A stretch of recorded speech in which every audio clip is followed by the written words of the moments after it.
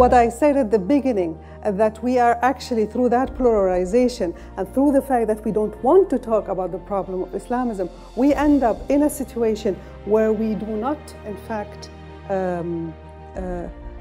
where we start to undermine important human rights values, freedom of expression.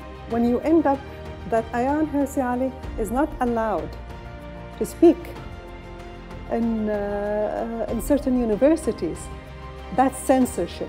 You don't like what she says, she's saying, listen to her, argue with her. But when you end up in the United States, that you cannot speak in campuses because you don't like what I'm saying, that's a problem.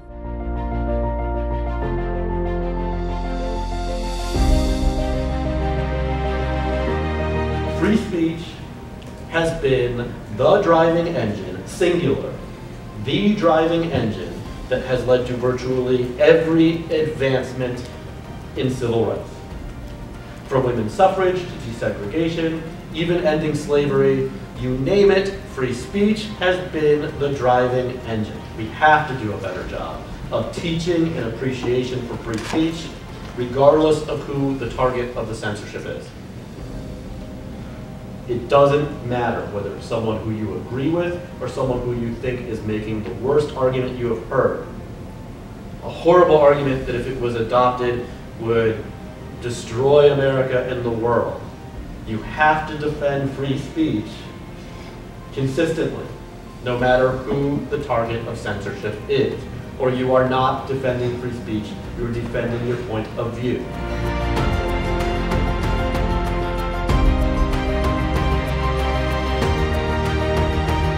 The level of freedom of speech and freedom in general in the West is important because if it lowers it here a little bit, others will get the idea and they will multiply it by 5.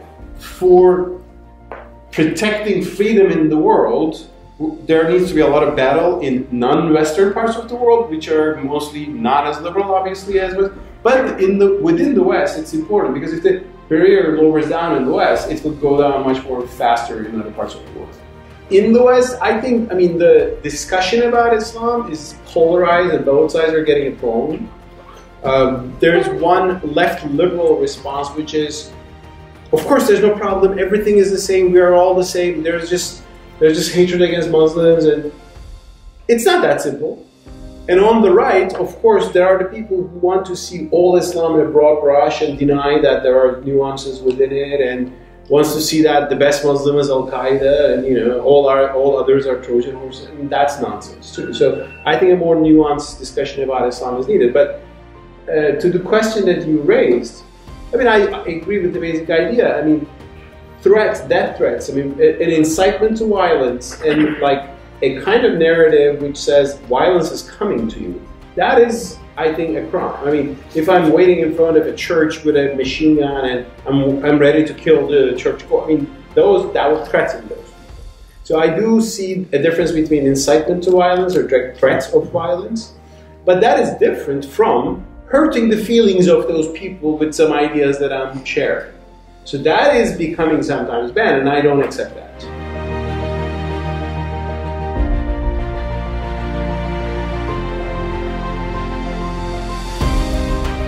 So every single one of these girls could have been your neighbor, they could have been your classmate. These are women and girls right here in the United States, also in Canada, that are facing these issues. This isn't happening only in some faraway places. You know, this is happening in our own neighborhoods.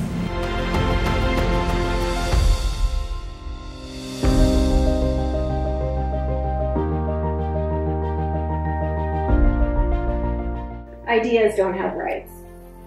A very common thing you hear these days is Islamophobia. We speak out against any of these ideas, then it's totally fine. Speak out against Christianity, cool. Speak out against communism, no issues. Republicans, Democrats, Scientologists, Nazis, all good. Speak out against Islam, you're a racist. And that's a problem. Because again, just like I was when I took that history of religions course, everybody seems to think that Islam has this exceptional place, and it does not.